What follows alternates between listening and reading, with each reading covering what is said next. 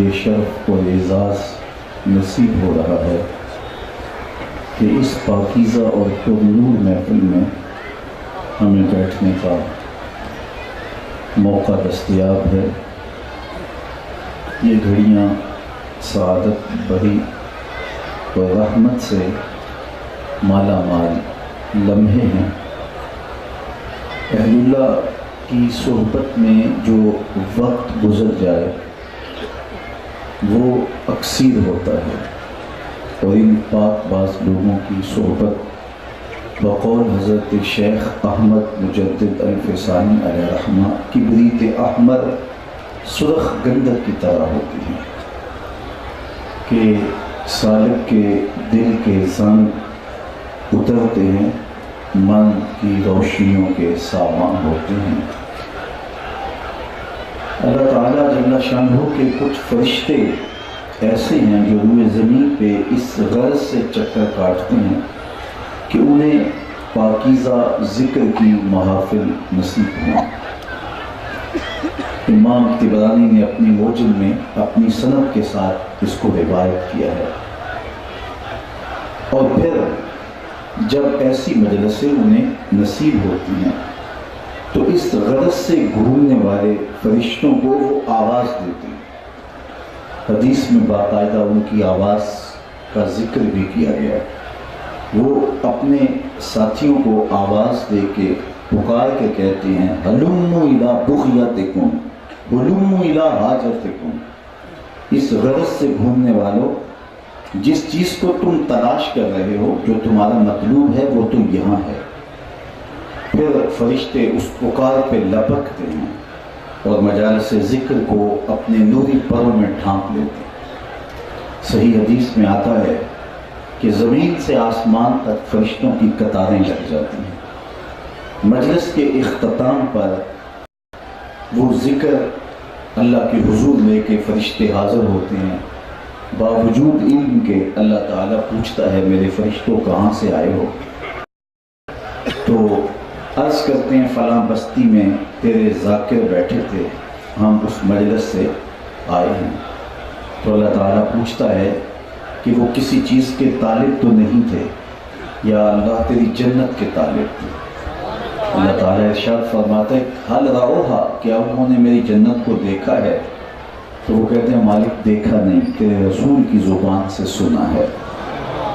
تو اللہ تعالیٰ ارشاد فرماتا ہے وہ کسی چیز سے میری پناہ بھی چاہتے تھے، یا اللہ وہ تیرے دوزخ سے پناہ مانگتے تھے؟ اللہ تعالیٰ پھر ارشاد فرماتا حل رأوہا، کیا انہوں نے میرے دوزخ کو دیکھا ہے؟ یا اللہ نہیں دیکھا۔ اللہ تعالیٰ پوچھتا ہے اگر دیکھ لیتے تو عرض کرتے ہیں مالک پھر تو بہت زیادہ ڈرتے۔ تو اللہ تعالیٰ ارشاد فرماتا ہے کہ تم گواہ بن جاؤ، میں نے اپنے ان بندوں کی مغفرت فرما دی۔ حدیث کے لفظ ہیں ملک من الملائکہ، فرشتوں میں سے ایک فرشتہ کہتا ہے مالک اس مجلس میں ایک شخص تو اس غرض سے نہیں آیا تھا، وہ تو گزرتا گزرتا رک گیا اور بیٹھ گیا۔ مجلس میں موجود کسی شخص سے اسے کام تھا، اس کے انتظار میں وہ بھی بیٹھ گیا، تو اس کی تو غرض ہی یہ نہیں تھی۔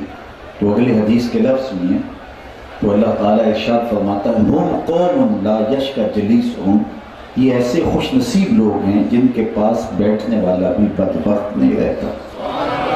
ان پاک لوگوں کے صدقے دوسرے لوگوں کا بھی بھلا ہو جاتا ہے۔ اٹھ فریدا ستیا تے میلا ویکھن جا، وقت کوئی بخشیا مل جاوے تے تو نہیں بخشیا جا۔ ہم قوم لا یشقی جلیسہم، ان لوگوں کی سنگت اور صحبت میں بیٹھنے والا بھی محروم نہیں رہتا۔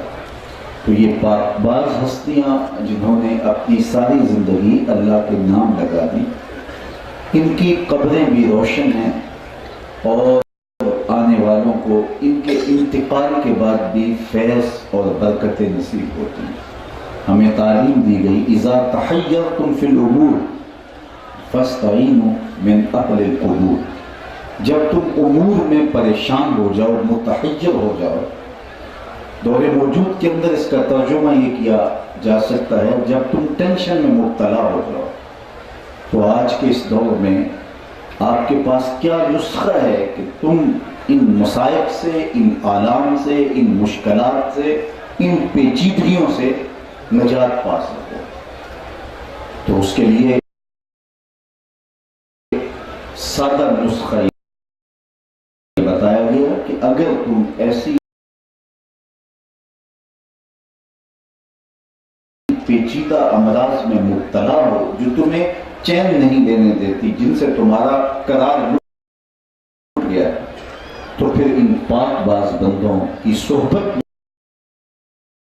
میں آ کر کے بیٹھو، تمہارے دل کی اجڑی بستی آباد ہو جائے گی، تمہارا قرار لوٹنا شروع ہو جائے گا، تمہارے دل کی طمانیت پلٹنے لگے گی، اور تمہیں یہاں آ کر کے قرار باطن ملے گا، تسکین روح نصیب ہوگی۔ دماغوں سے آؤ دلوں کی طرف، بڑھاؤ قدم منزلوں کی طرف، فقیروں کی صحبت بڑی چیز ہے، کبھی آؤ ان محفلوں کی طرف۔ تو یہ وہ لوگ ہیں کہ جن کی سنگت، جن کی صحبت اور جن کا قرب بندے کو منزل رسیدہ کر دیتا ہے، خدا رسیدہ کر دیتا ہے۔ حضرت سید جماعت علی شاہ رحمۃ اللہ تعالی علیہ کے زمانے میں ایک بہت بڑا سیلاب آیا تھا، تو ایک دیہات تھا جو نشیبی جگہ پہ تھا، تو وہاں کے ایک چودھری صاحب آپ کو ملنے آئے، تو حضرت پیر سید جماعت علی شاہ رحمۃ اللہ تعالیٰ علیہ فرمانے لگے کہ چودھری جی، ٹھیک پنجابی بولتے تھے، فرمانے لگے کہ چودھری جی تسی کہ میں بچ گئے؟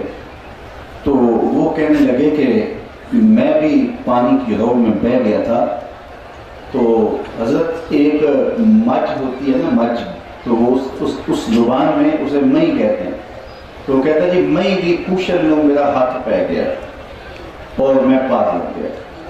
تو حضرت لاسانی علیہ رحمہ فرمانے لگے کہ چودھری جی پھر گل سمجھے چاہ گئی کہ ہاتھ مئی دی پوشن لوں میں پہ جائے تو بھی پار لگا دوں، تو جی کسی کامل دے ہاتھ وچ ہاتھ آ جائے۔ تو اگر ان کامل لوگوں سے ہماری وابستگی پیدا ہو جاتی ہے، دل بستگی پیدا ہو جاتی ہے، روح کا تعلق جڑ جاتا ہے، من کا تعلق ان سے قائم ہو جاتا ہے، تو پھر ان کی مصفہ نظر اور ان کی روح پرور نظر باطن کے میل دور کر دیتی ہے، اور ان کی صحبت سے ہمیں انسان بننے کا موقع نصیب ہوتا ہے۔ یہ اللہ کے وہ بابرکت بندے ہوتے ہیں کہ جن کی صحبت کبریت احمر کا درجہ رکھتی ہے اور زنگ اتارتی ہے اور روحوں کی پاکیزگی کا سامان ہوتا ہے۔ اس لیے ہمیں ان لوگوں کے پاس آ کر کے اپنے دل کے امراض کا علاج کروانا چاہیے اور ان سے اسی چیز کا طالب ہونا چاہیے۔